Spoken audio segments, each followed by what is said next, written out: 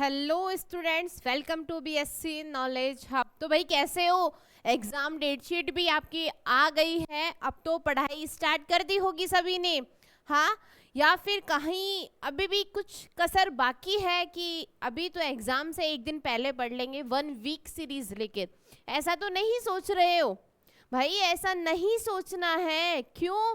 क्योंकि ऐसे करने वालों के सभी के बैक लगी हुई है और हमें बैक से बचना है। यदि ईयरली बैक लग गई तो अगले सेमेस्टर में आप प्रमोट नहीं हो पाओगे। तो इसी के ऊपर मैं डेली आपके लिए मज़ेदार से और इम्पोर्टेंट क्वेश्चन लेके आ रही हूँ, ठीक है? और आज की जो अपनी वीडियो रहेगी ना, वो रहेगी सेमेस्टर 4 यूनिट फर्स्ट के मोस्ट इम्पोर्टेंट जो एग्जाम में छपेंगे न्यूमेरिकल, उन पर बेस है। ध्यान रखना, पूरी वीडियो लास्ट तक देखना है आपको। क्यों? क्योंकि क्वेश्चन यहीं से ही बनेगा, इसी कॉन्सेप्ट पर बेस बनेगा। ध्यान रखना है आपको। तो स्टार्ट करते हैं इसी के साथ अपना पहला क्वेश्चन। आइएगा फटाफट से। पहला क्वेश्चन किस पर है? कार्नोट इंजन पर हम बात करते हैं। और ज़्यादातर कार्नोट इंजन में क्वेश्चन बनता है उसकी एफिशिएंसी से, उसकी दक्षता से क्वेश्चन बनता है। तो देखिएगा, हम सॉल्व करते हैं।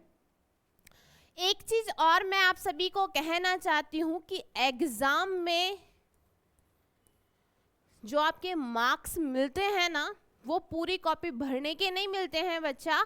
आपके स्टेप बाय स्टेप आपने क्वेश्चन को किस तरीके से अटेम्प्ट किया है, उसके क्वेश्चन, आपके उस क्वेश्चंस के आपको मार्क्स मिलते हैं, ठीक है? यदि प्रॉपर ढंग से आप क्वेश्चन करोगे ना, तो आपके नंबर, चाहे यूनिवर्सिटी कितने ही नंबर काटे, आपके नंबर कम नहीं होंगे, गारंटी है भाई मेरी, ठीक है? तो स्टार्ट करते हैं। सबसे पहले हम बात करते हैं कि हमारे क्वेश्चन में गिवन क्या क्या है।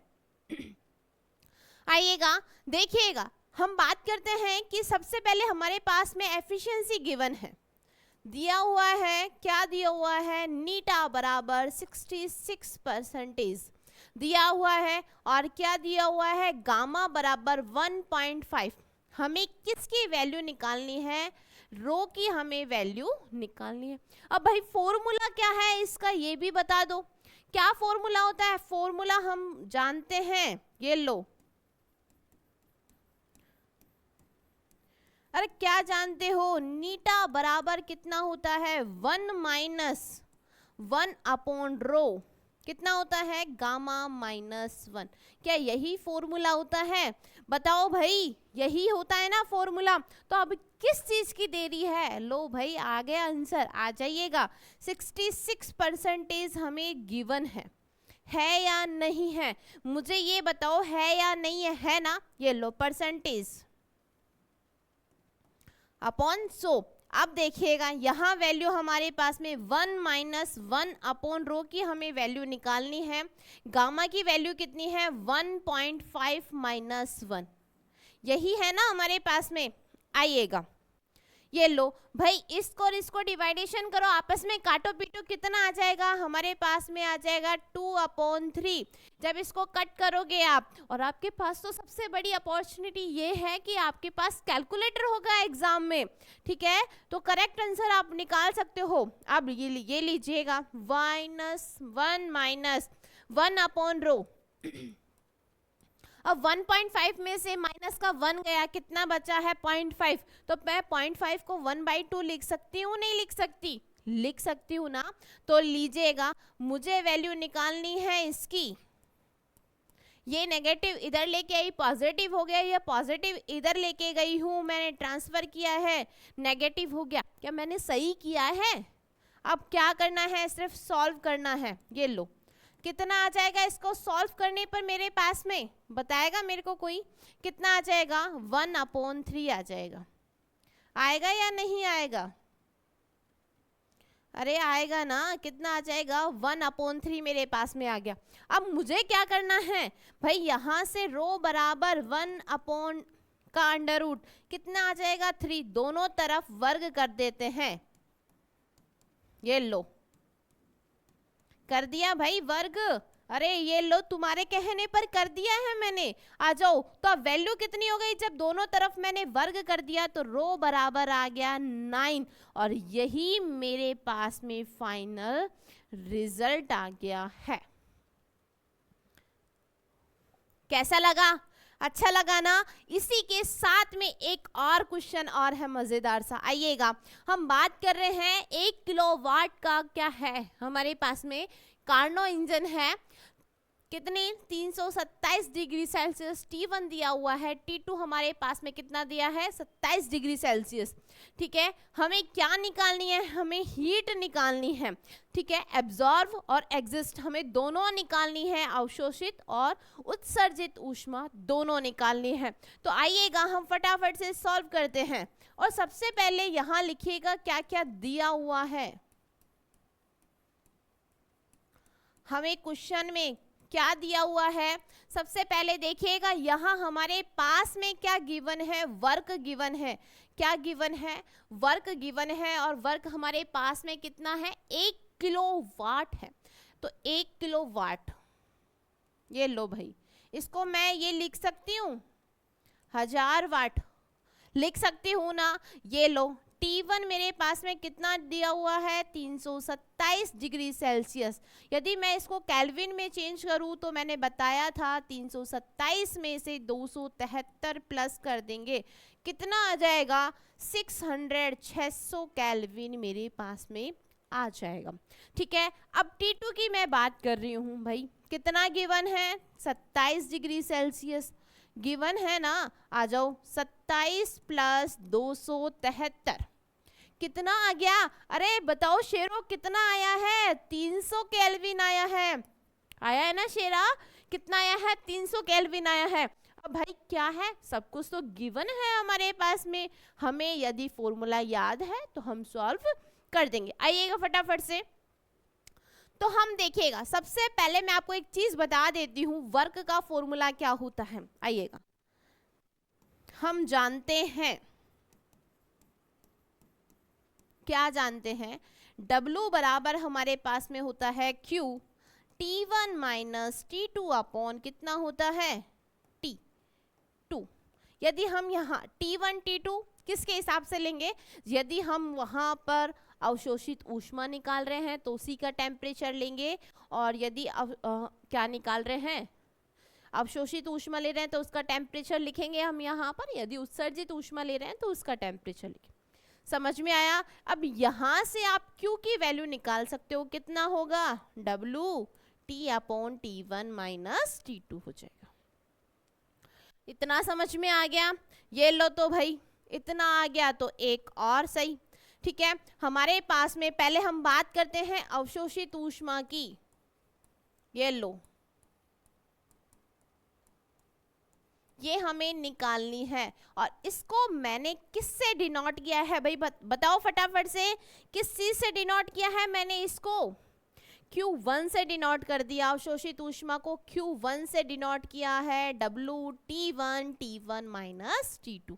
आइएगा भाई, वर्क का रख दूं मैं, कितना है? 1000। ये लो, ठीक है, T1 की वैल्यू कितनी आई थी? 600 kelvin upon T1 minus T2, 600 में से 300 माइनस किया, कितना आया है मेरे पास में? 1000 इंटू 600 अपॉन 300 आया है। अब ये 2 जीरो से ये 2 जीरो कैंसिल, ये 3 से ये गया, कितना? 2 बार, तो कितनी वैल्यू आ गई? 2000। आइए या नहीं आइए, बताओ भाई, कितनी वैल्यू आ गई मेरे पास में? 2000। क्या आ गई है? वाट आ गई है। किसकी एनर्जी गई है? गई है भाई या नहीं गई है? ये लो, आ गया। हम बात करते हैं अब उत्सर्जित ऊष्मा की।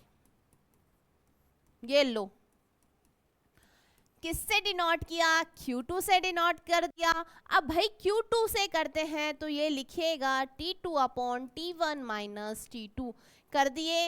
ये कितनी होगी वैल्यू? 1000 हमारे पास में, और कितनी हो गई? 300, और नीचे कितना आएगा? 300 ही तो आएगा ना।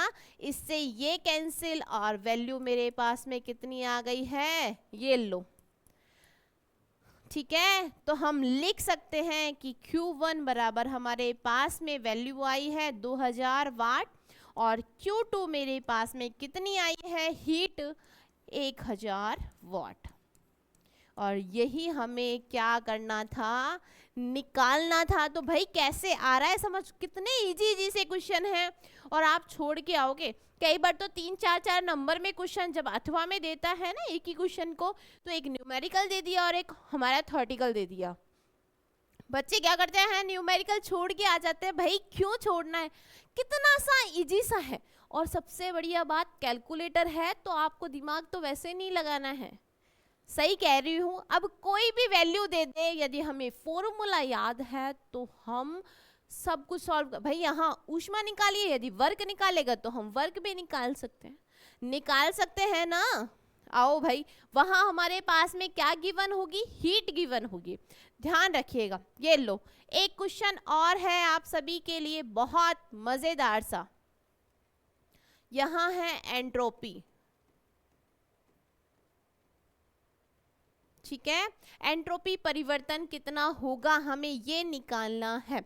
तो भाई सबसे पहले मैं बात करूं, हमें जब हम एंट्रोपी परिवर्तन निकालते हैं तो फॉर्मूला हमारे पास में क्या होता है, बताओ भाई।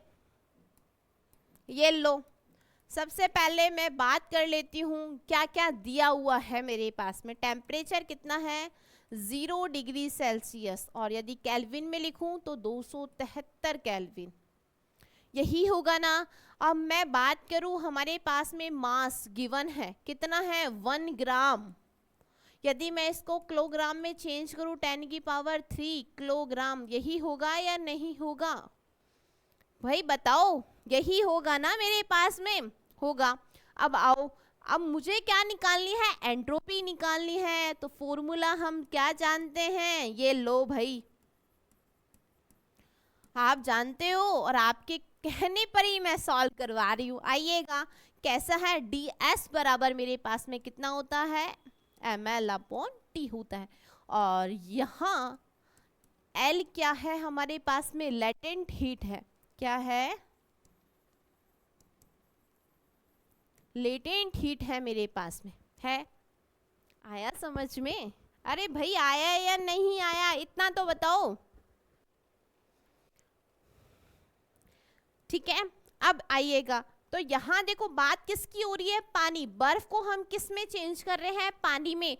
तो जो यहाँ लेटेंट हीट का मान आएगा वो कितना आएगा, पानी के लिए आएगा। और बताइएगा लेटेंट हीट पानी के लिए कितनी होती है, भाई बताओ।